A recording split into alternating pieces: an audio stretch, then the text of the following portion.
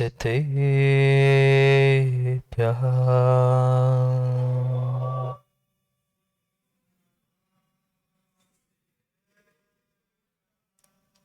श्रीमत्परं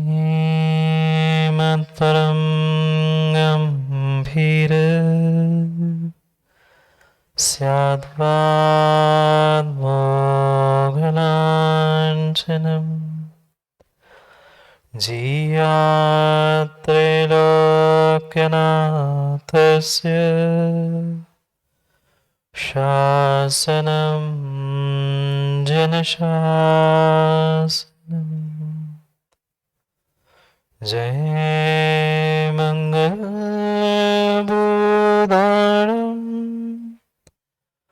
विमलाणं मानध्वंसनमयारम् त्रैलोक्यसेय्यणम्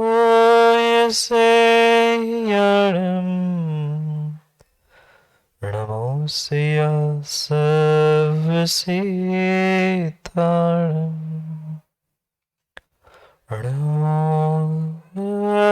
अरिहन्ताणम् नमो सिद्धाणं नमो आयरीयाणं नमो सायाणं नमो लोय सर्वसाहुणम्।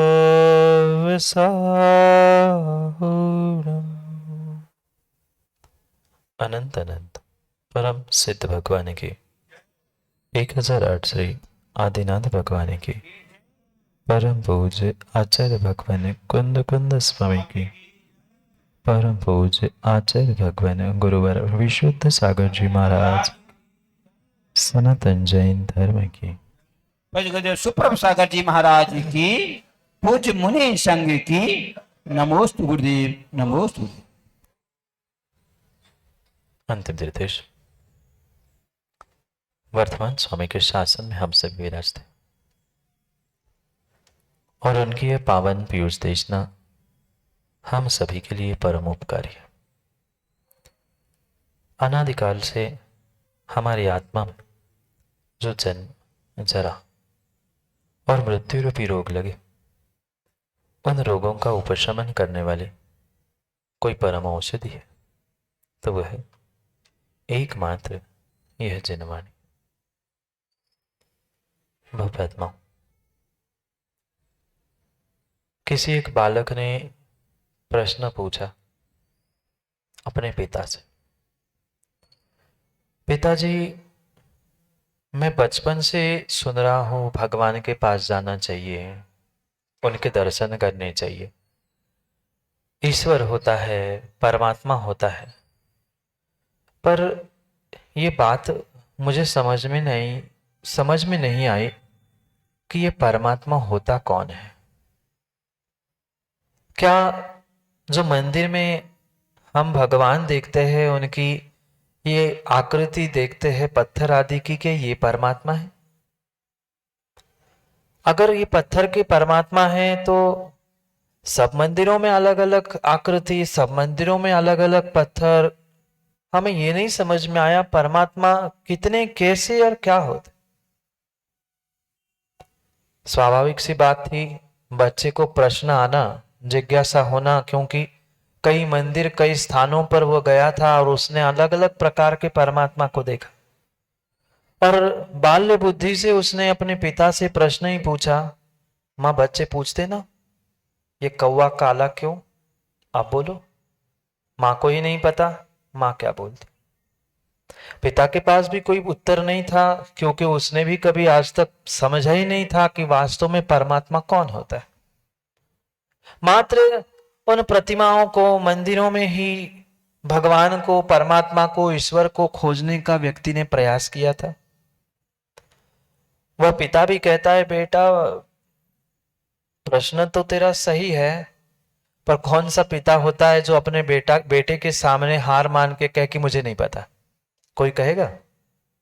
कोई नहीं कहता।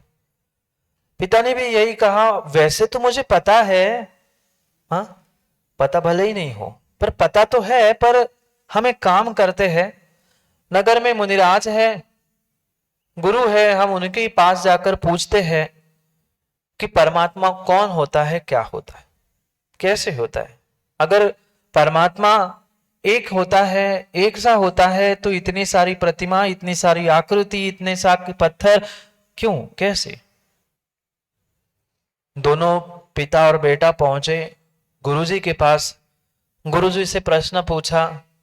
गुरुजी भी मुस्कुराकर कह रहे थे परमात्मा कोई दूसरा नहीं है। उस बेटे से कह रहे थे परमात्मा इस पत्थर में नहीं है बेटा, ये तू बैठा है ना, तू ही परमात्मा है।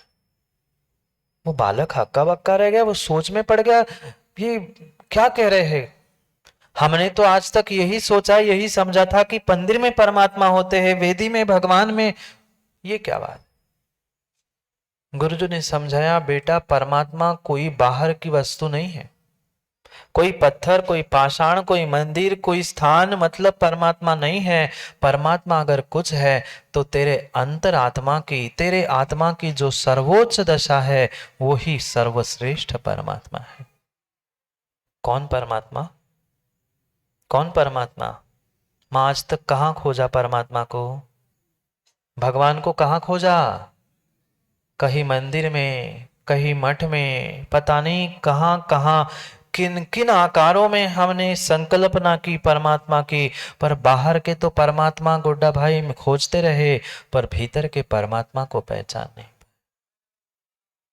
मेरी आत्मा और मेरी आत्मा की जो सर्वोत्कृष्ट दशा है, सर्वोच्च दशा है, वह मेरी आंतरिक शक्ति से युक्त, मेरी आंतरिक वह सर्वोच्च दशा ही परमात्मा है, अन्य कोई नहीं। पर बोध कब हो? बोध कब हो? बोध तभी होगा जब हमें परमात्मा, आत्मा, देव शास्त्र, गुरु आदि के प्रति व्यवहार, सम्यक दर्शन, व्यवहार श्रद्धा जागृत होगी। तो क्या करें? पत्थर के भगवान तो हमें कई बार क्या, कई नहीं, प्रत्येक मंदिरों में रोज मिलते रहे, पर भगवान आत्मा को हम नहीं पहचान। और ये मां पक्का मानना, जब तक भगवान आत्मा नहीं मिल रही है तब तक भगवान भी और परमात्मा भी मिलने वाला नहीं है। पहले हमें अपने भीतर की उस शक्ति को, अपने भीतर के उस परमात्मा की खोज करनी होगी, तब जाकर हम कभी अंतरात्मा बन पाएंगे। बात याद है ना? बहिरात्मा, अंतरात्मा और परमात्मा। परमात्मा की तो हर कोई खोज करता है। जिस स्थान, जिस नगर में आप जहां पहुंचो, वहां हर व्यक्ति आपको परमात्मा की खोज करते हुए मिलता है, पर हर किसी को परमात्मा नहीं मिलता, क्योंकि वो परमात्मा को बाहर खोजने लगता है, मिलता परमात्मा भीतर है। जिस दिन ये अंतर्मुखी दृष्टि, जिस दिन ये द्रव्य दृष्टि प्राप्त हो जाएगी, उसी दिन आप परमात्मा बनने के मार्ग पर निकल पड़ोगे। बने नहीं हैं, पर वह अनादि के संस्कार जो बहिरात्म रूप से हमारे भीतर मिथ्यात के ठूस ठूस के भरे थे, उससे बाहर आने के लिए ये द्रव्य दृष्टि की आवश्यकता थी। जिस दिन ये द्रव्य दृष्टि मिलेगी, वह द्रव्य दृष्टि परमेश्वरा। द्रव्य दृष्टि से ही परमेश्वर मिलना है, परमेश्वर दिखना है, और परमात्मा भी प्रकट होने वाला है। दृष्टि की आवश्यकता है, खोजने की आवश्यकता है। कहीं बाहर खोजने से परमात्मा नहीं मिलेगा। कहां खोजना है मां? घर के अंदर में ना। हाँ, मंदिर में मना किया तो घर के अंदर में जाके खोज लो, दुकान के अंदर खोज लो। नहीं खोज पा रहे, नहीं समझ पा रहे हैं वास्तविकता को कि वह परमात्मा कोई दूसरी वस्तु नहीं है, मेरी आंतरिक सर्वोत्कृष्ट शक्ति है जो मुझे भी परमात्मा बना सकती है। मुझे भी परमात्मा बना सकती है। कैसे परमात्मा? जिनके बारे में कल ही हमने समझा था, सकल निकल परमात्मा द्वैविध तिन्ने घाति निवारी। जो घाती कर्मों का नाश करते हुए श्री अरिहंत सकल परमात्मा, उस अरिहंत पद को जिन्होंने प्राप्त कर लिया वे सकल परमात्मा है। और आठों कर्मों का नाश करके जो मुक्त हो चुके थे वे निकल परमात्मा है। सकल परमात्मा की बात हुई थी, उनके पुण्य की फल की चर्चा चल रही थी और आप सबके पुण्य ने फल दे दिया था, सो कल लाइट ही चली गई थी। बात यही तो चल रही थी मुकेश भाई, बात यही चल रही थी। पुण्य और पाप का फल मिलता है, जरूर जरूर मिलता है। सबका समय भेद हो सकता है, पुण्य पाप का भेद हो सकता है, पर फल तो मिलता है। कल हो ना हो कुछ ना कुछ सामूहिक पाप का उदय था। कहने वाला कहना चाहता था, सुनने वाला भी सुनना चाहता था, पर ये पक्का है वकील साहब, सामूहिक पुण्य पाप का उदय नहीं होता तो ये ऐसी घटनाएं घटित भी नहीं होती। देने वाला दान देने के लिए तैयार था, लेने वाला लाभ लेने के लिए भी तैयार था। भले ही हम किसी को दोष दे, निमित्तों को दोष दे, पर दोष पंडित जी निमित्तों का नहीं था, दोष मेरा था। दोष तो मेरा ही था, मेरे ही तीव्र कुछ कर्म का उदय था। अगर अगर वकील साहब मैं महावीर भगवान जैसा होता, समो शरण में बैठा होता, तो ना लाइट की आवश्यकता थी ना इसकी आवश्यकता थी। मैं मात्र ओम कह देता और संजय भाई को अपनी वाणी में, अपनी भाषा में वह दिव्य ध्वनि सुनाई देती। क्या करे पंडित जी, कहीं ना कहीं कमी, कहीं ना कहीं कमी हमारी है, कहीं ना कहीं कमी अपनी है, जिस कारण से हम समझने की कोशिश करने के बाद भी समझ नहीं पा रहे। मात्र एक दिन की बात नहीं, ये तो सदियां बीत गई।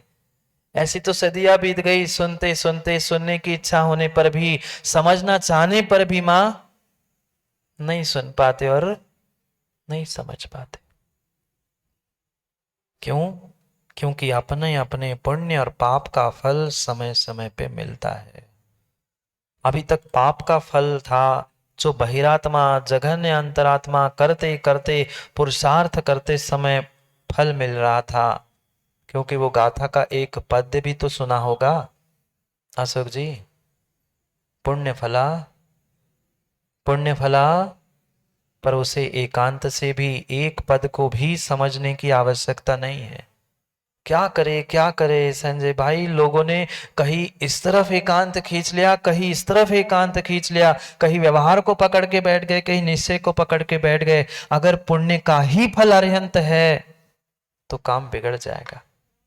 चारों पद पंडित जी समझने की आवश्यकता है, एक नहीं, पूरी गाथा जीव नहीं समझते, जीव नहीं समझते और ना समझाना चाहते हैं। निर्मल जैसे पंडित जी, उन्होंने उतना ही पढ़ा है, पुण्य फल अरहंता, पुण्य का फल अरहंत है, पुण्य का फल अरहंत है। अरे कथनचित जोड़कर आगे पीछे की भी पंक्तियों को जोड़ो ना, ये व्यवहार का भी एकांत है। मत एकांत में जाओ, मत एकांत में जाओ, ठीक है कथनचित पुण्य का फल है, पर कथनचित कहो सर्वथा पुण्य का फल। पुण्य पुण्य करते रहोगे तो पुण्य से छूटने वाले नहीं है, परमात्मा भी बनने वाले नहीं है। जो अथा पुरुषार्थ करके जो शुद्धोपयोग की बात की थी, अब होने वाला था वास्तव में सच्चा शुद्धोपयोग। अभी तो उपचार से था, चाहे 7वां 8वां 9वां 10वां 12वां भी गुणस्थान था, जब तक मोह और कर्म की सत्ता थी तब तक उपयोग शुद्ध नहीं था। अब जैसे ही वह सर्वज्ञ बनेंगे, मां ज्ञान कितने, ज्ञान के भेद कितने, 5 ज्ञान तत्वार्थ सूत्र में पढ़े ना। उन 5 ज्ञानों में से अगर सर्वोपरि ज्ञान कोई है, जो सबसे शुद्ध ज्ञान है, अकेला ही खड़ा होता है, वह केवल ज्ञान है। क्योंकि उपयोग मतलब ज्ञान और दर्शन, अभी तक अशुद्ध उपयोग था। मति श्रुत अवधि मन पर्यय, कहीं ना कहीं लाग लपेट कर्मों की लीला थी। अब कोई आवरण नहीं, शुद्ध केवल ज्ञान। अब हो गया वास्तव में शुद्ध उपयोग।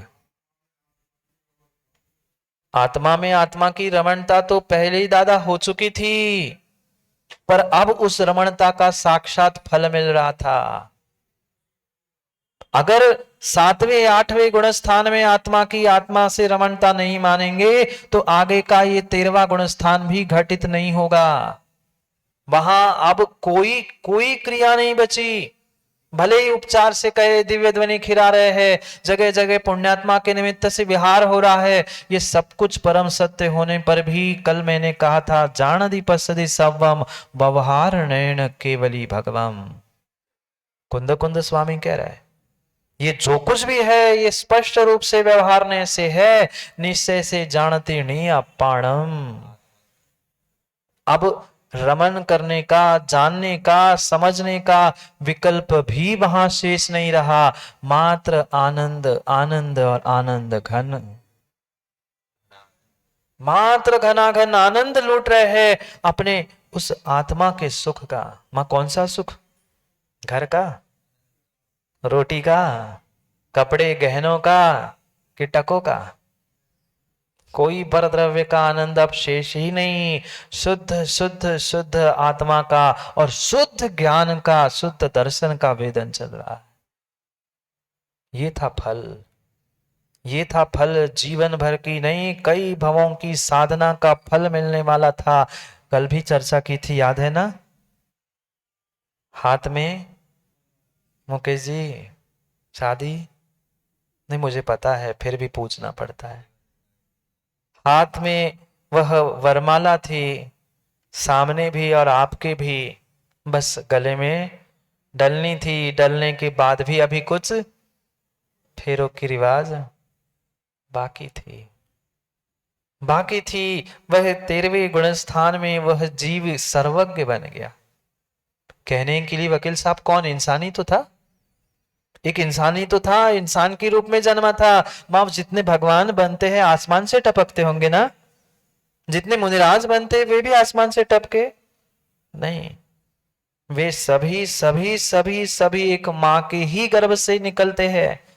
सभी उस मां के ही गर्भ से जन्म लेते हैं, पर वो जन्म लेकर भगवान बनते हैं। और आप जन्म लेके बोल दो सचिन, एक जन्म लेके भगवान बन रहा है और एक जन्म लेके गौरव हैवान बन रहा है। निर्णय मेरे हाथ में है। मैं अगर अंतरात्मा बन जाऊंगा तो नियम से भगवान बन जाऊंगा, परमात्मा बन जाऊंगा। और अगर बहिरात्मा बन के पर्याय दृष्टि में उलझा रहूंगा तो ये पक्का है मैं नरक निगोद के अलावा अन्य कहीं नहीं जाऊंगा। एक सूत्र राहुल जी जीवन भर के लिए याद रखना। हमेशा हमेशा गुरु जी उसको दोहराते हैं, पर्याय दृष्टि नरकेश्वरा और द्रव्य दृष्टि परमेश्वरा। जब भी मेरी पर्याय पे दृष्टि जाएगी, चाहे मां सोना चांदी धन दौलत घर मकान पड़ोसी शरीर किसी में भी आप पर्याय में उलझे हो तो पक्का मान लेना ये तुम्हारी अभी पर्याय दृष्टि है। और पर्याय दृष्टि कहां ले जाएगी? बोलो ना, मौन है ना? पर्याय दृष्टि नरकेश्वरा और द्रव्य दृष्टि परमेश्वरा। क्या बनना है? क्या बनना है? परमेश्वर कि कहने के लिए घर में जितना सब कुछ रखा है त्याग करके रह लेना, 8-10 दिन मंदिर में पता चलेगा कि परमेश्वर और नरकेश्वरा क्या है। क्या करे महाराज? माता कह रही हमारे घर में ही तो पति परमेश्वर है, हमारे ही पास तो पत्नी परमेश्वरी है, अब हमें बाहर जाने की जरूरत ही क्या है? सोचो विचार करो। पर्याय में अगर किसी भी प्रकार से मां उलझे हो तो बहिरात्मापना है, और वह बहिरात्मा त्यागने की बात आगे कह रहे। क्योंकि कल 5वें की 2 पंक्ति और 6वां छंद हमने पढ़ लिया था, उसमें वह अरिहंत का ही व्याख्यान चल रहा था। क्या करे वह विघ्न आ गया और फिर काम रुक गया था। कोई बात नहीं, विघ्न तो आते रहते हैं और आते रहेंगे। कर्म का उदय किसने छोड़ पाया? कौन छोड़ पाए? पर फिर भी हम समता से अपने आप को संभालते हुए वहां पहुंचाने का प्रयास करें। क्योंकि जन्मना जन्मा हुआ वह एक इंसान आज सर्वज्ञ बन के इंसान मनुष्य पर्याय में ही भगवान जैसा पूज रहा है। मनुष्य जैसा मनुष्य जन्मने के बाद भी आज वह केवल्य ज्ञान को प्राप्त करके सर्वज्ञ बनाकर तीन लोकों के द्वारा, तीन लोगों के जीवों के द्वारा, चारों गतियों के जीवों के द्वारा पूजनीय बन रहा है। भले ही एक पहुंचे नहीं पहुंचे, पर उनके लिए भी पूजनीय है। इसलिए वे सर्वज्ञ है। सभी सभी सभी चराचर पदार्थों के द्रव्य गुण पर्याय को, युगपत भूत भविष्य और वर्तमान को जानने वाले वे महान सर्वज्ञ प्रभु है। लोकालोक निहारी, लोकालोक निहारी। प्रभु सर्वज्ञ की सर्वज्ञता को भी समझना होगा। क्या करे, जीवों ने कैसा कैसा कैसा निर्मल जी विपर्यास कर लिया है। वे कहते महाराज जी हम तो काल पर छोड़ दिया है, जो केवली जैसा होगा देखा जाएगा। वे पंक्ति तो इतनी इतनी इतनी अच्छे से बच्चों तक को हमने रटवा के रखी है। जो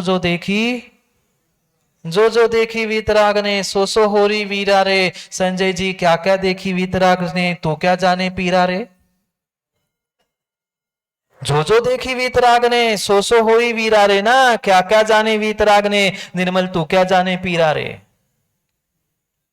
उनने क्या जाना क्या नहीं जाना वो उनका विषय था।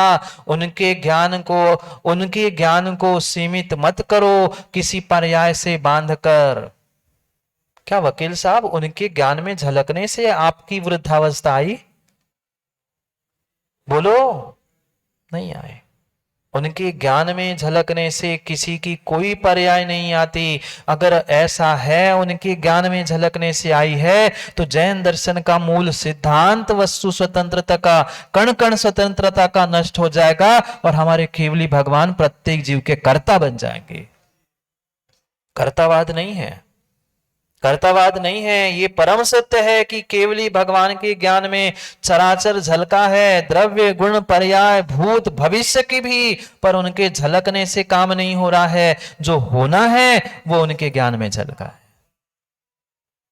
ये भी पता नहीं, पंक्ति लिखने वाले ने तो शायद अच्छे अभिप्राय से लिखी होगी, पर उसका उपयोग जीवों ने विपरीत कर लिया। ऐसा ही है, बिल्कुल बिल्कुल ऐसा है। छड़ाला की कितनी पंक्तियों का भी प्रयास किया जा रहा है। कुंद कुंद स्वामी जैसे उनकी गाथाओं का, उनकी एक एक छंदों का, उनके एक एक चरणों का प्रयोग करके विपर्यास और एकांत बनाया जा रहा है।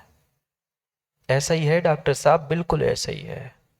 जीव लिखने वाले के अभिप्राय को नहीं समझ पा रहे हैं। जो देखी वीतराग ने भले ही सत्य लिखा है, पर उनकी अपेक्षा समझने की आवश्यकता है। लिखने वालों की गलती नहीं है संजय भाई, लिखने वालों की गलती नहीं है, समझने वालों की गलती है। और वर्तमान में समझाने वालों की भी कुछ अंशों में गलती है। पहले निर्मल पंडित जी समझना होगा, जो होना है निश्चित है, पक्का है वह, पर एकांत से नहीं है। कोई बात एकांत से नहीं है, वह सब कुछ अनेकांत से है। पूजा में भी तो पढ़ते हैं आप लोग, कई सारी पंक्तियां ऐसी पढ़ते हैं जिसमें हमने भगवान को कर्ता बना लिया।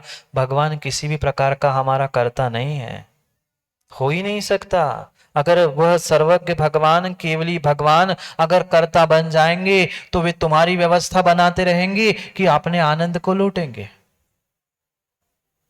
किसका आनंद लूटेंगे? जब एक घर दो घर, एक दुकान, इधर की व्यवस्था उधर की व्यवस्था, इतना करते करते करते करते सैलू भाई पता नहीं कब हमें समय से समय मिलता है।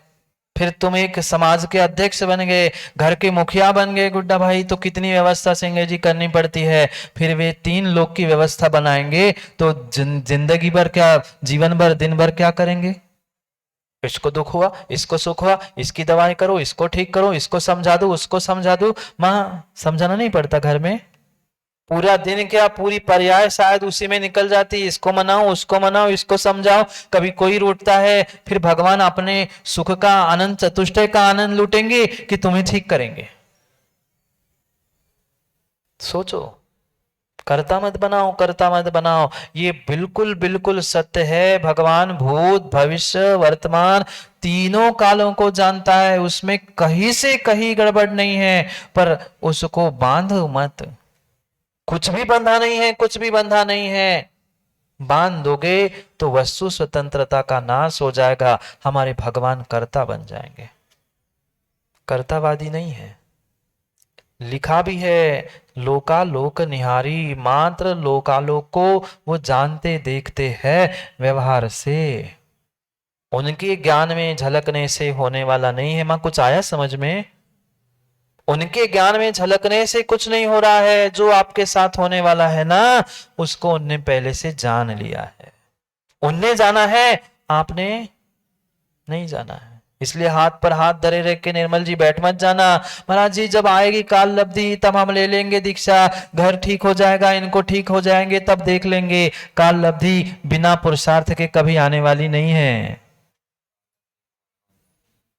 ना होनहार नाम की कोई वस्तु है। वो होनहार काल लब्धि हमें बुद्धि पूर्वक लानी होगी। बिना पुरुषार्थ के कैलाशचंद जी पेट भरता है क्या? थाली सामने रख लेना और कह लेना काल लब्धि होगी, होनहार होगा, पुण्य होगा तो पच जाएगा। उठा के खाना पड़ेगा, खाने के बाद चबाना पड़ेगा, चबाने के बाद भीतर की मशीन भी चलानी पड़ेगी पचाने के लिए। अपने आप कोई काम नहीं होगा, कोई काम नहीं होगा। एकांत पुरुषार्थ को भी मत कहना पुरुषार्थ ही से होगा। सभी समवाय, सभी समय, सभी काल, सभी अपने स्थान पर व्यवस्थित होने चाहिए। होनहार भी चाहिए, काल लब्धि भी चाहिए, पुरुषार्थ भी चाहिए, भाग्य भी चाहिए, निमित्त चाहिए, उपादान चाहिए। सभी समवाय होगे तब काम होगे। एक से कोई काम नहीं होता,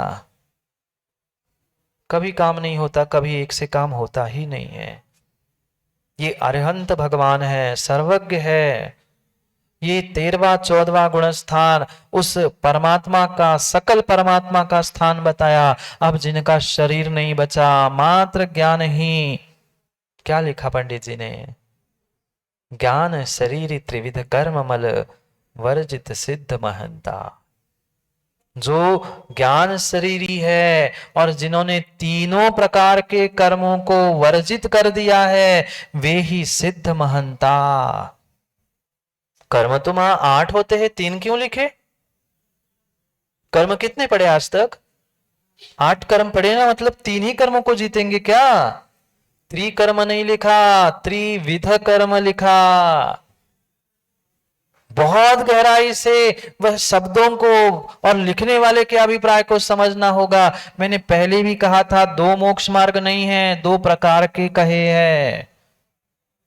ऐसे ही परमात्मा या अंतरात्मा, बहिरात्मा 3 आत्माएं नहीं है, एक ही आत्मा की 3 अवस्थाएं हैं। ऐसे ही यहां कह रहे हैं त्रिविध कर्म, 3 प्रकार के कर्ममल होते हैं, 3 प्रकार के कर्ममल होते हैं। एक द्रव्य कर्म जो ज्ञानावरणी, दर्शनावरणी, वेदनी, मौनी, आयु आदि रूप जो 8 पड़े हैं, वे द्रव्य कर्म हैं। और सबसे सबसे सबसे खतरनाक कोई है तो उनके कर्ता करवेता भाव कर्म। भाव कर्म, भाव कर्म। मां ये कर्म नहीं घुमा रहे, पढ़ते ना आप लोग? जड़, बोलो ना, जड़ कर्म घुमाते हैं मुझको। ये मात्र पढ़ने के लिए, भगवान को सुनाने के लिए नहीं है।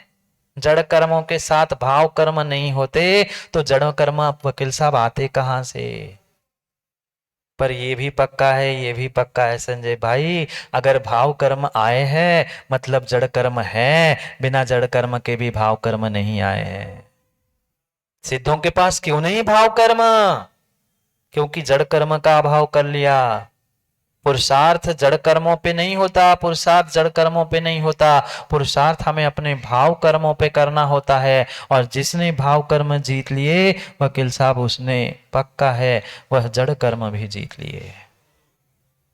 कोई कहता नहीं जड़ कर्मों को जीत लो, कर्मों के कारण हो रहा है, कर्मों का उदय है, वो भी एकांत में है। वो कहते नहीं भाव को सुधार लो, कर्म अपने आप कुछ नहीं होगा।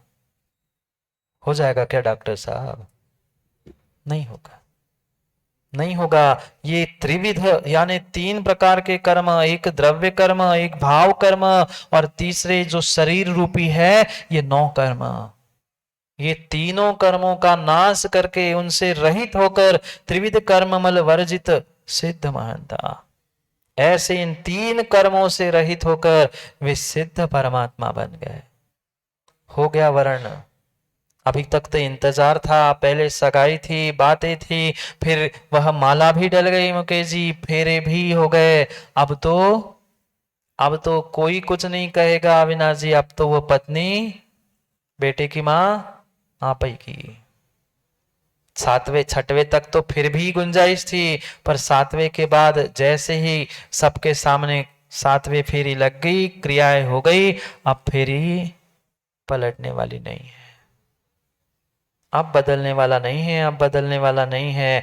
अब कितना भी कोई पुरुषार्थ करे, चाहे चाहे वह चाहे इस संसार में जो कुछ हो जाए, पर जो एक बार सिद्ध बन गए, जो एक बार बन गए सो बन गए। काले कल्पसते पिच गते विक्रिया च क्रिया लब्ध्या उत्पादोपि यतिच्छा त्रैलोक सम्भ्रांत करण पटु। तीनों लोक में जैसी कल रात में बहुत सारों के घरों तक नाव तक पहुंचने की व्यवस्था हो गई थी, घरों के अंदर तक नाव पहुंच गई लोगों की। इससे बड़ा भी कोई तीन लोक में तीन लोक को व्याप्त करने वाला कोई उत्पादोपि अतिस्यात्, कोई उत्पाद हो जाए, महा महा महा भयंकर भी कुछ संकट आ जाए, पर जो एक बार बन गए भगवान पुनः लौट के नहीं आएंगे। दग्ध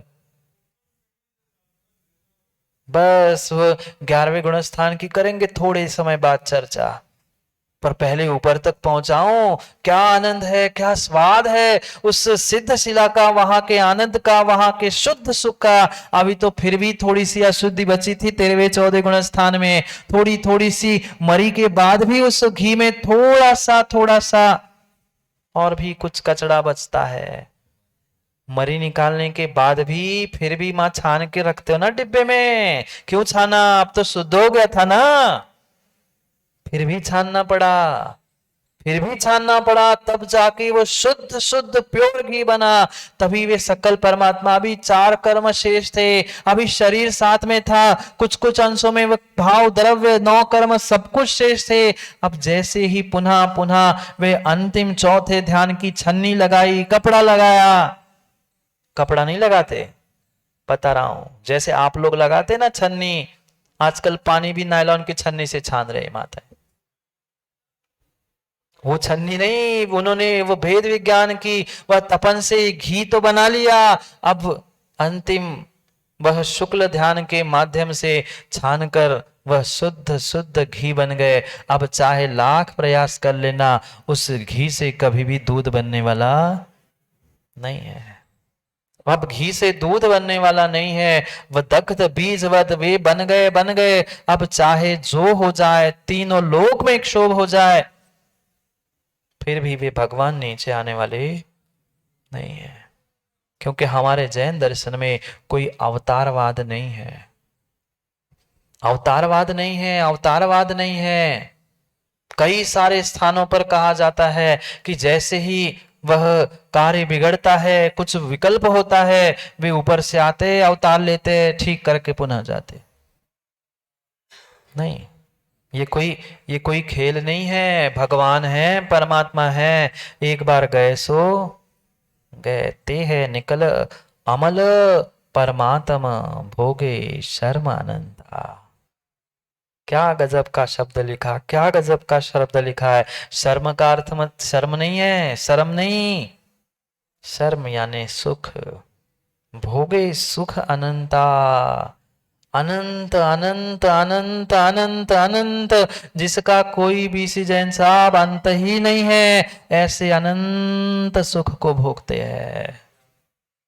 ऐसे अनंत सुख को भोगने का पुरुषार्थ कर लिया उन्होंने, जो आज तक पुरुषार्थ किया था, अब वही अनंत सुख में रम गए, अनंत सुख को लीन हो गए। अब कोई विकल्प नहीं, कौन आत्मा, कौन मैं, कौन क्या, कोई नहीं, कोई नहीं। जब तक मिठाई खाई नहीं थी गौरव पौंडीचेरी, जब तक मिठाई खाई नहीं थी तब तक विकल्प था, मिठाई कैसी है, पेड़ा खाऊं, जलेबी खाऊं, क्या बनता है तुम्हारे यहाँ पौंडीचेरी में, कुछ अलग से तो बनता होगा।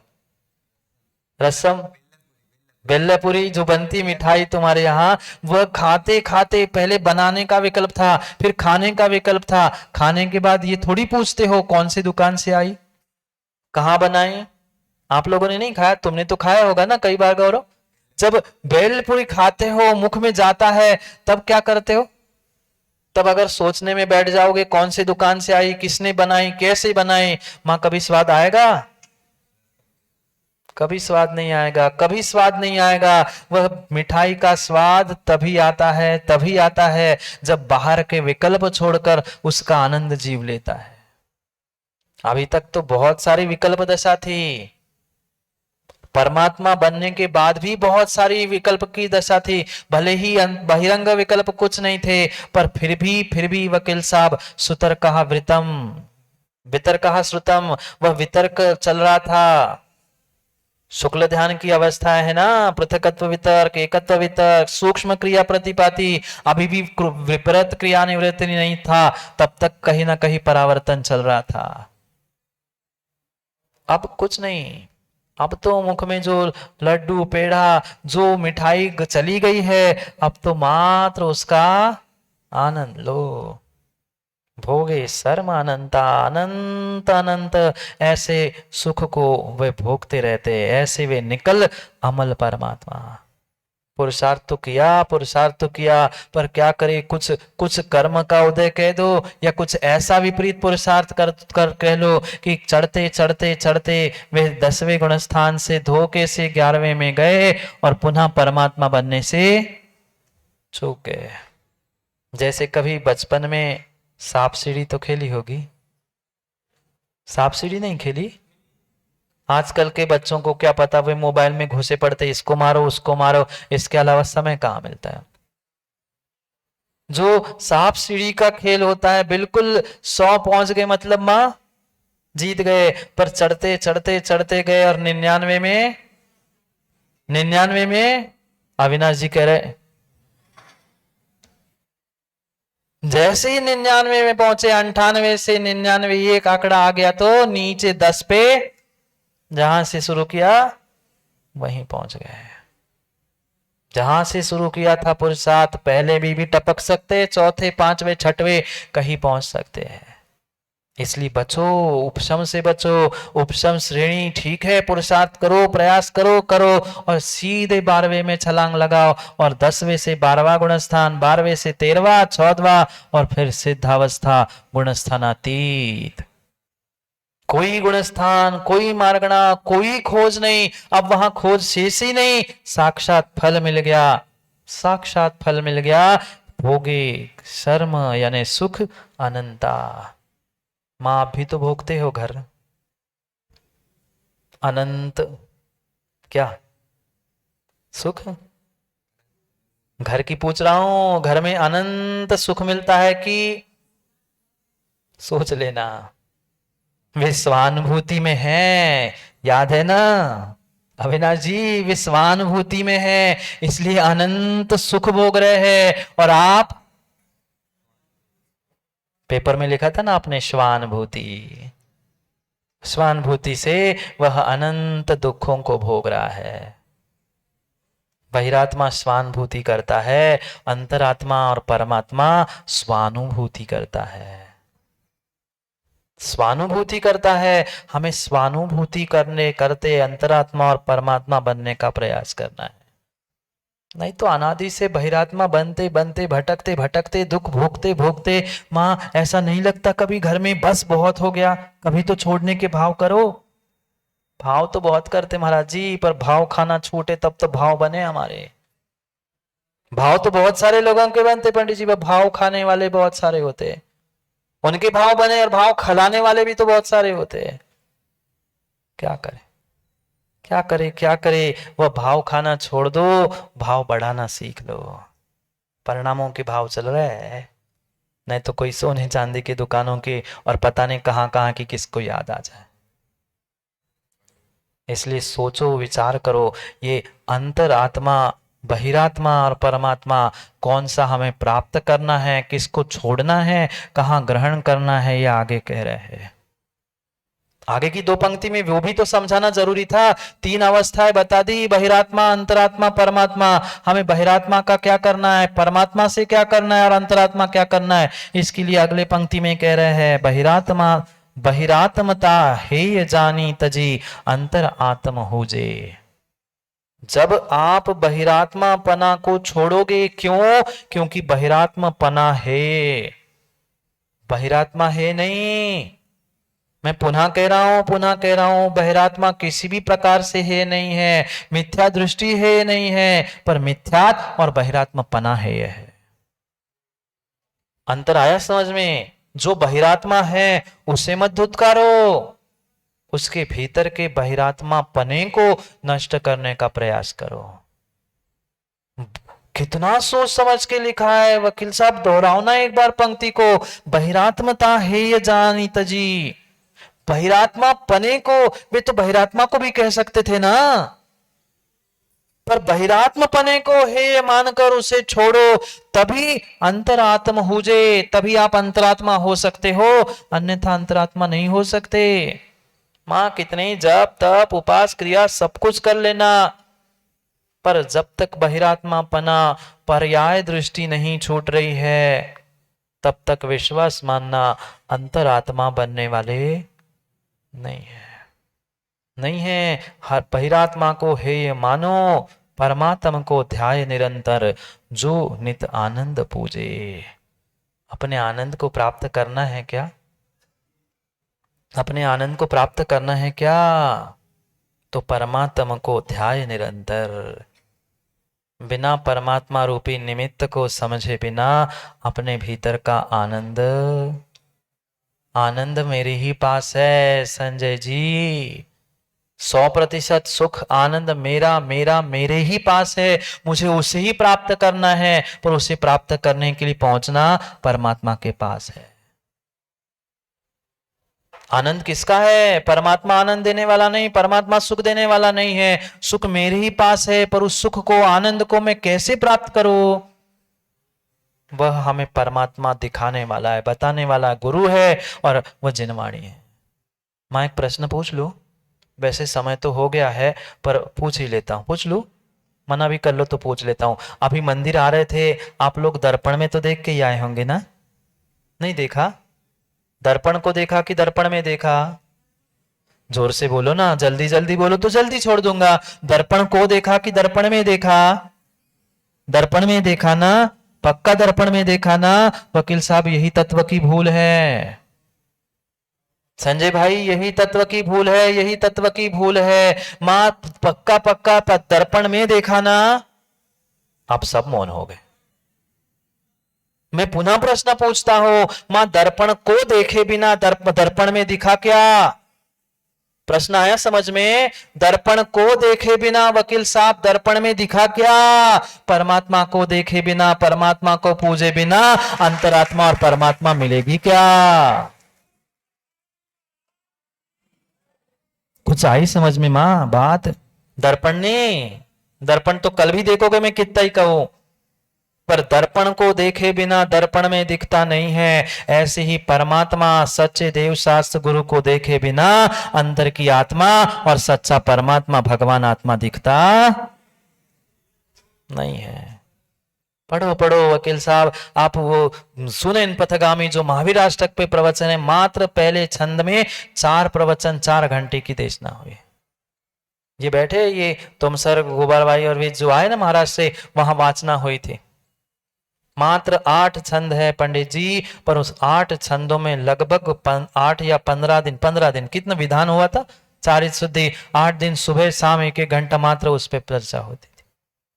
इतना गहरा विषय है, इतना गहरा विषय है मां। दर्पण, दर्पण कांच वाला दर्पण नहीं, ये जो बैठे पारसनाथ आदिनाथ, ये सभी दर्पण हैं वकील साहब। दर्पण शब्द समझ लो, शब्दों को भी गहराई से समझने की आवश्यकता है, और मैं आपका इसलिए नाम लेता हूं, आप क्यों वकील साहब है।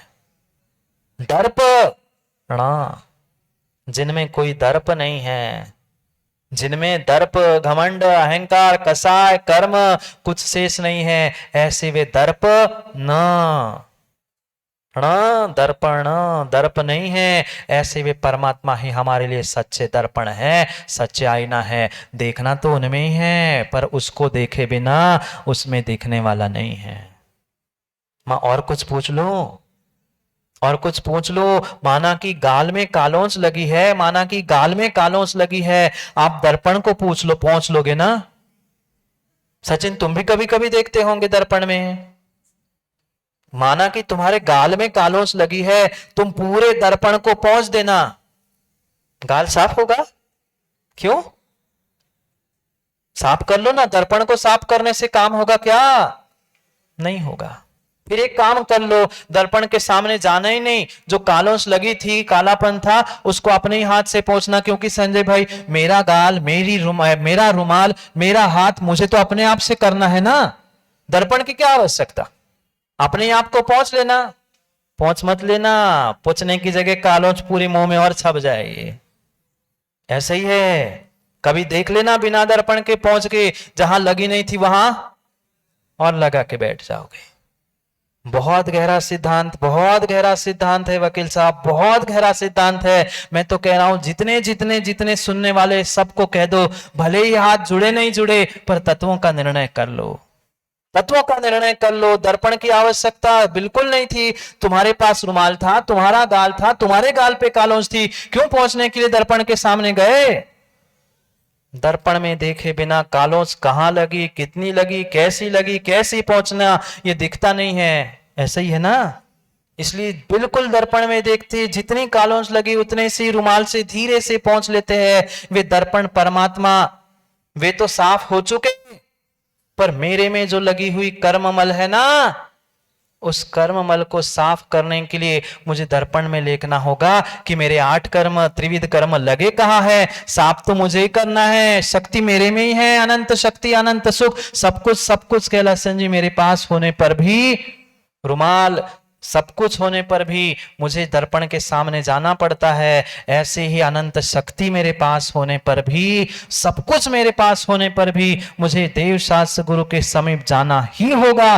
तब जाके मुझे दिखाई देगा कि कितनी कर्ममल लगी, कैसी लगी है। कालोच को पहुंचने के लिए दर्पण साफ नहीं होता, भगवान को साफ करने के लिए धूल चढ़ी है, उसे इसलिए अभिषेक नहीं होता पंडित जी, अपने कर्ममल, कर्म रज को धोने के लिए होती है।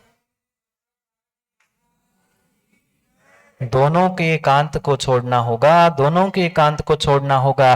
किसी ने कहा नहीं, वो तो भगवान के लिए थोड़ी, हम तो अपने लिए करते भाई, अपने लिए भले ही करते, अपनी शक्ति है, पर उनके किए बिना अपने में झलकने वाला नहीं है। अगर दर्पण में ही धूल चढ़ी है, दर्पण को ही जाके बड़ी लुचई, लुचई जानते आप लोग? लुचई जानते आप लोग? बुंदेलखंड के बगल ही के है, तो तनक मनक तो जानत होंगे। पुड़ी लेकर तुम फेर लेना कांच पर, दिखाई देगा चेहरा? नहीं देगा। दोनों को समझो। परमात्मा, अगर परमात्मा समझ नहीं आ रहा है तो अंतरात्मा बनने वाले नहीं हो। परमात्मा के पास पहुंचे बिना अंतरात्मा और परमात्मा तो बनने ही वाले नहीं है।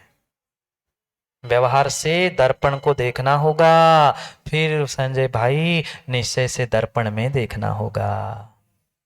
पहले दर्पण के पास जाना होगा, दर्पण में कालोंस को देखना होगा, दर्पण को साफ करना होगा। फिर दर्पण के लिए नहीं, अपनी ही शक्ति से, अपने ही पुरुषार्थ से, अपने ही फल से अपने सुख का आनंद भोगना होगा। यह है निश्चय और यह है व्यवहार। ऐसी व्याख्या पंडित जी क्यों नहीं होती? ऐसी व्याख्या क्यों नहीं होती? ऐसी ही व्याख्या होनी चाहिए, तभी आगम के रहस्य सामने आएंगे।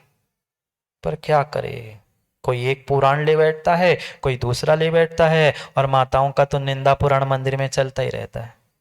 निंदा पुराण चलता है, कितना ही यहाँ, कितनी कोई मुंडी हिलाए, मैं तो मान ही नहीं सकता। भले ही कोई इतना करता है, कोई एक शब्द बोल के करता है, बस करता है। कोई पूछ ले, मौन का भी मां बहुत सारे अभिप्राय होते हैं। पूछ लिया, वो तो ऐसा हुआ था, मुझे पता है, इशारे से हो गया, बोला कुछ नहीं, चुप रहो, मुझे पता है, तुम्हें पता है। ये मौन था, ये दिखाने के लिए तो मौन था, पर कितनी सारी बातें कर ली इशारों से। चुप। मौन है हमारा, दांत बंद है पर मौन है, कुछ बोलना नहीं, मेरा मौन है, मेरा मौन। हाँ, ऐसे भी मौन देखे हमने, मौन भाई मौन है, मेरा मौन है, बोलना नहीं हमें। ये कैसा मौन?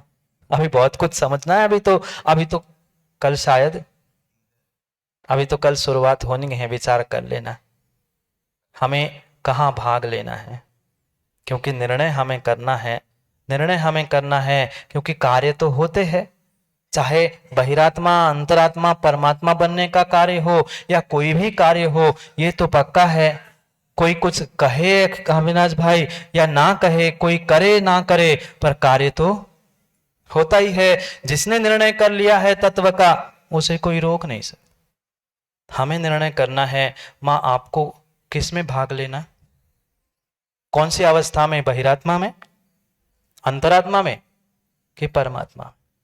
क्योंकि एक छोटा सा सूत्र, अखिलेश भाई प्रवक्ता है ना, सब तक पहुंचा देना, एक दो ही शब्द सब तक पहुंचा देना। अगर रहस्य समझ में आए तो विचार कर लेना।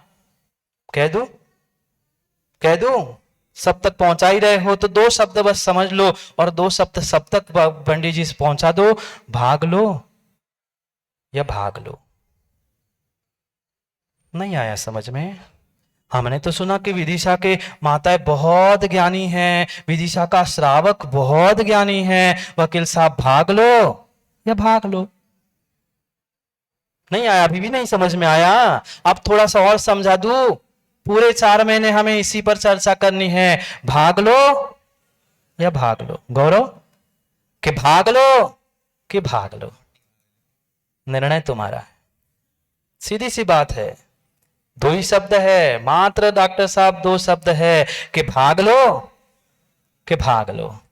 जो बहिरात्मा मिथ्या दृष्टि होगा वो भाग लेगा, और जो अंतरात्मा परमात्मा बनना चाहता है वो भाग लेगा। चाहे आनंद आत्मा का भाग लो, चाहे कार्यक्रम में भाग लो, ये निर्णय आपका है। मां भाग लो कि भाग करने का समय हो गया ना। वही कह रहा हूं मैं, भाग लेने का समय हो गया है, भाग लेने का समय हो गया है। निर्णय आप कर लो कि भाग किस में लेना है, भाग लेने वालों में कि भाग लेने वालों। ये तो भाग लेंगे, फिर आप सोच लेना इस जिनवाणी के आनंद में निर्मल जी भाग लेना है कि भाग लेना है। दो ही काम है कि यहां रहोगे तो भाग लो, नहीं तो फिर गोंदिया देखोगे तो फिर भाग लो। माताओं भाग लो, ऐसे नहीं कह रहा हूं, भाग लो, भाग लो। जिसको जैसा भाग लेना है वैसा भाग लो, पर भाग लो ऐसे दुम दबा के नहीं मुकेश जी। नहीं तो को महाराज अच्छी कहीं भाग लो, हम तो दुम दबा के भाग रहे। भाग नहीं, पार्टिसिपेट। अभी तो बहुत बहुत मात्र इस सूत्र पे ही वकील साहब हम 4 महीने चर्चा करेंगे। भाग लो या अविनाश जी समझ लेना, टू रन या टू पार्टिसिपेट, दोनों में से एक काम होगा। भाग जाओगे तो भाग नहीं ले पाओगे, और जिनको भाग लेना है वो कभी भाग नहीं पाएगा। इसलिए सोचे समझे विचार करे, जो जैसा भाग लेगा उसको वैसा ही भाग भी मिलेगा। तीसरा भाग वकील साहब, तीसरा भाग, अभी तो एक एक शब्द एक एक अक्षर के कई सारे अर्थ समझने की आवश्यकता है। तीसरा भाग मिलेगा, जो जैसा भाग लेगा ना उसको भविष्य में वैसा ही भाग मिलेगा। जो जैसा पार्टिसिपेट होगा, अच्छा या बुरा, उसको भविष्य में कर्मों का वैसा ही भाग मिलेगा, चाहे सुख रूप हो, चाहे दुख रूप हो, चाहे पुण्य रूप हो, चाहे पाप रूप हो। क्योंकि निर्णय आपके हाथ में है कि आपको सचिन करना क्या है, आग लगानी है कि बाग लगानी। समय तो हो गया है, पर राहुल भाई एक छोटी सी घटना, बहुत ऐसा लग रहा है कह दूं, पर रहने दो, समय हो गया। कह दूं क्या? कह दूं क्या? नहीं कहे सो पेट दर्द करने लगे डॉक्टर साहब। कह ही देता हूं, कह ही देता हूं। एक चिड़िया थी, जंगल में रहती थी, एक बहुत खूबसूरत पेड़ था, उस पेड़ पे रहती थी। बहुत खूबसूरत पेड़ था, पर क्या करे, सबके दिन एक से नहीं होते, सब दिन भी एक से नहीं होते। अचानक सी वह गर्मी, खूब तेज गर्मी हो गई, उस पेड़ के वृक्ष के पत्ते, फल सब कुछ सूख गए, सब सूख गए। अब बाकी पक्षी ने तो सोच लिया कि चलो, जहां हरा भरा पेड़ है अक्सर व्यक्ति वही करता है, अक्सर जीव यही कहता है सैलू भाई, जहां हरा भरा दिखता है व्यक्ति गुड्डा भाई वही दौड़ के जाता है। सब पंछियों ने उसका साथ छोड़ दिया, सब अपने अपने ठिकाने बदल चुके। पर उसने सोचा नहीं, जिसने मेरा जन्म से साथ दिया है, परम उपकार है, भले ही आज सूख गया, भले उसके दिन खराब है, पर मैं खराब दिनों में साथ नहीं छोड़ूंगा।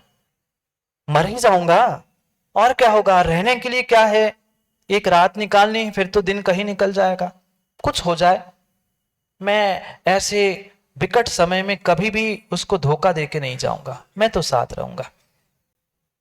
समय बीतता गया, गर्मी और भीषण हो गई, आसपास के भी बहुत सारे वृक्ष सूख गए। और स्वाभाविक सी बात थी, जंगल में आपने सुना भी है कि अचानक से जैसे ही गर्मी बढ़ती है, बीच में घर्षण होता है, वह आग लग गई। जंगल में आग लग गई। आसपास के जितने उसके पुराने परिचित पंछी थे, सबने आके समझाया, भाई अभी तो अकल ठिकाने आनी चाहिए, तू मर जाएगा, तू ये क्या कर रहा है, तू जिस पे रह रहा है, जिस जंगल में, उसमें आग लगी है, तू चल हमारे साथ, हम दूसरे जंगल में जा रहे हैं। वो कहता नहीं, मैं इतना स्वार्थी नहीं हूं, जिसने मेरे लिए सबको बहुत कुछ दिया है उसको मैं ऐसा छोड़ के नहीं जाऊंगा, मैं भाग लूंगा। दोनों थे, एक भाग ले रहे थे और एक भाग ले रहा था, एक भाग ले रहे थे और एक भाग ले रहा था। वो समझा रहा था, चल भाग चलते हैं, चल भाग चलते हैं, तू क्या जल के मरेगा। वो कहता है नहीं, मैं जीवन के अंतिम सांसों तक जिसके साथ मैंने श्रद्धा विश्वास से काम किया है, मैं तो भाग लूंगा, चाहे मर जाऊं और भाग लूंगा। वे भाग लेने वाले, भागने वाले, दौड़ने वाले, छोड़ के जाने वाले तो भाग गए, वो अकेला बैठा रहा। दिमाग में उसके विचार आया कि चलो कुछ काम कर लेते हैं, ठीक है आग तो लगी रही है, जल तो रहा ही है, पड़ोसी का जल गया, ये जल गया, अब मेरी बारी है, मेरा वृक्ष भी जलने वाला है, मैं क्या करूं। उसने विचार किया, उसने सोचा चलो पास में एक तालाब है, कुछ पुरुषार्थ करते हैं। वो लकड़ी भी धू धू करते हुए पड़ोस की पेड़ की अग्नि भी इसमें लग गए। वो भी उड़ के एक तालाब पे गया, अपने चोंच में पानी भरा, पंखों को तालाब में डुबोया और उस पेड़ को जिसको आग लगी थी, अपने चोंच से पानी डालता, पंख फड़फड़ाता, 1 बूंद, 2 बार, 3 बार, 4 बार, 6 बार, 10 बार, 25 बार उसने ऐसा किया। एक काली खोपड़ी वाला बैठा था। कौन नहीं समझे आप लोग? सैलू भाई कौन? गुड्डा भाई काली खोपड़ी। कौन काली खोपड़ी? पूरा काला नहीं, काला कौवा तो बहुत अच्छा होता है वकील साहब, वो अंदर बाहर से काला है, लोग कहते हैं ये दुर्जन है, ये काला है, पर काली खोपड़ी वाला बहुत चालू होता है इंसान। एक इंसान वहां पे खड़ा था, वो देख रहा था ये कितना पागल पंछी है, उसको भाग लेने की सलाह दी, ले जाने की सलाह दी, सब कुछ समझाया, गया नहीं। अब उससे भी हद कर रहा है। क्या उसके ये एक एक बूंद वहां चोंच में कितना पानी, पंखों में कितना पानी, वो काला खोपड़ी वाला सलाह देने पहुंच गया कि तुझे अकल नहीं है, इतनी तो अकल चाहिए थी, तेरे साथी तुझे छोड़ के चले गए, वे भाग गए, तू भाग जाता। वो कहता नहीं मैं तो भाग लूंगा। वो कहता कैसे भाग लेगा, क्या तेरे एक बूंद पानी से और इतनी पंखों की फड़फड़ाहट से क्या ये जंगल की आग नहीं बुझेगी। पहली एक बार तो उस पक्षी ने सुन के अनसुना किया, क्योंकि संसार में सलाह देने वाले, कान काटने वाले कान खजुरे बहुत होते, जिनको पंडित जी कुछ करना नहीं होता वे सबसे पहले सलाह देने आते, ऐसा नहीं करो, ऐसा करना चाहिए, ये नहीं करना। अरे तू क्या कर रहा है, सलाह दे रहा है। सलाह देगी कि तू क्या कर रहा है, तुम्हें इतनी अकल चाहिए, तू जल जाएगा, एक लपट लग जाएगी तो मिट जाएगा। एक बार सुने, अब वो भी कब तक सुनता, उसने भी सुनी 2 बार, तीसरी बार फिर काले खोपड़ी वाले ने कह दी कि तू मर जाएगा, तू जल जाएगा, जंगल में आग लगी है। क्या क्या गजब का उत्तर उस छोटी सी चिड़िया ने मुकेश जी दिया। छोटी सी चिड़िया भले आकार में छोटी थी, पर किसी को जीवन में छोटा मत समझना। कभी किसी को छोटा मत समझना। बुद्धि से, ज्ञान से वो आपसे कई बड़ा हो सकता है। आपका बालक भी बहुत बड़ा हो सकता है। एक पिता का बेटा भी भगवान बन सकता है। कौन भगवान बना? कौन प्राइम मिनिस्टर बना? बेटा ही था, बेटा ही तो था। कौन बने समुद्र सागर, कौन बने केवल सागर? बेटा ही तो था। वो भी महान बन गए। वो छोटी सी चिड़िया ने क्या गजब की, क्या गजब की बात की। वो कहते हैं काले खोपड़ी वाले सुन, एक काले खोपड़े वाली सुन, मैंने सुन ली तेरी बहुत सारी बात, पर मैंने निर्णय किया है, मैंने अपने साथियों को जब भगा दिया तो मैं तो इसमें भाग लेने वाली हूं। जल जाए तो मुझे चिंता नहीं, मैं भाग लेने वाली हूं, चाहे मैं जल जाऊं तो मुझे चिंता नहीं। पर मुझे विश्वास है, मुझे विश्वास है कि ये जंगल का भी कभी इतिहास लिखा जाएगा। क्या कहा? इस जंगल का भी कभी इतिहास लिखा जाएगा, क्योंकि ये पक्का है। वह जितने आचार्य भगवंत हुए, मुनि भगवंत हुए, उन सबका इतिहास तो भले ही आप कागज पेन में लिखो नहीं लिखो, पर काल में और सर्वज्ञ के ज्ञान में तो इतिहास लिखेगा, लिखा जाएगा, लिखा जाएगा। ये ऐतिहासिक कार्य जो होते हैं वे सभी इतिहास के पन्नों में लिखे जाते हैं। कोई पढ़ने में आते, कोई नहीं आते हैं। वो कौन कह रही थी? चिड़िया कह रही थी। अखिलेश जी, जो तुम ये पेपर में दे रहे ना, ये इतिहास ही तो चल रहा है। और क्या चल रहा है? और क्या चलता है वकील साहब? जो आदमी केस जीतता है किसकी बदौलत?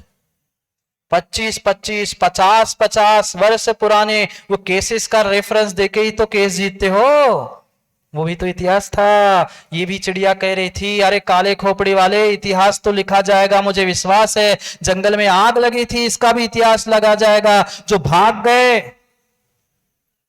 जो भाग गए, उनका भी इतिहास लिखा जाएगा। ये आग लग गई, आग लगाने वाले का भी इतिहास लिखा जाएगा, और आग बुझाने वाले का भी इतिहास लिखा जाएगा। पर मुझे विश्वास है, अभी पूरी बात सुनो, मुझे विश्वास है कुछ जीवों का नाम इतिहास के पन्नों में आग लगाने वालों में लिखा जाएगा। मैं मर भी जाऊं ना तो मेरा नाम आग बुझाने वालों में आएगा, आग लगाने वालों में नहीं आएगा। इसलिए सोच लेना, सचिन आग लगानी है कि आग बुझानी है? इतिहास तो लिखा जाएगा, इतिहास तो लिखा जाएगा। उसमें किसी प्रकार का कोई विकल्प ही नहीं है। और ये ऐतिहासिक अभी पक्का नहीं है, अभी ऐतिहासिक कार्य होना है, ये तो निश्चित है। जहां 2-2, 4-4 आचार्य भगवंतों के आशीर्वाद मिले हैं, वो तो काम इतिहास के पन्नों में लिखा जाएगा ही जाएगा। ये निर्णय सचिन करना है, भाग लो कि भाग लो। आग लगाने से अच्छा है भाग लो। पर मैं कहता हूं आग लगी भी है, आग लगी भी है, आग लगी भी है, तो उसे मां बुझाने का प्रयास करो, क्योंकि इतिहास में आपका नाम आग बुझाने वालों में लिखा जाएगा, आग लगाने वालों में नहीं। क्योंकि हम तो सीधी सी बात है, हम तो जिनवाणी की बाग लगाएंगे, और जिनको आग लगाना है वह आग लगाने में भाग ले, जिनको भाग जाना है सो भाग जाए, पर हम तो भाग लेने वाले। जाओ, समय हो गया, भाग लो, अब तो भाग ही लो, रोकोगे तो हो नहीं। सोच लेना, निर्णय कर लेना, भाग लो। या कह देना मां, जो झूठ बोलने की डिब्बी रखी है ना, झूठ बोलने की डिब्बी रखी है ना, मोबाइल, इधर उधर की झूठ की, इधर उधर की बातें जो कहते हो ना, सबको इतना ही कह दो मुकेश जी, जितने ग्रुप, जितना जो कुछ भी हो, इतने ही 2 शब्द डाल दो, भाग लो या भाग लो। कल और आगे आने वाले पूरे 4 महीने इन 2 शब्दों पर ही चर्चा करेंगे, भाग लो या वकील साहब भाग लो। राहुल देव पार्टिसिपेट, संजय भाई भाग लो, रन अवे। निर्णय आपका है, जीवन आपका है। समझेंगे उस जीवन को और भाग लेने को भी, क्योंकि जो जैसा भाग लेगा उसको वैसा ही पुण्य पाप का, कर्मों का भाग मिलेगा। ये निर्णय करते हुए पुनः समय पर, समय की बात करते हुए, समय को समझने के लिए, समय पे भागने के लिए, भाग लेने के लिए कि भागने के लिए, समय पर मिलते हैं, क्योंकि समय पे किया गया काम समय को दिलाता है। बोलिए महावीर भगवान की परम गुड्डी।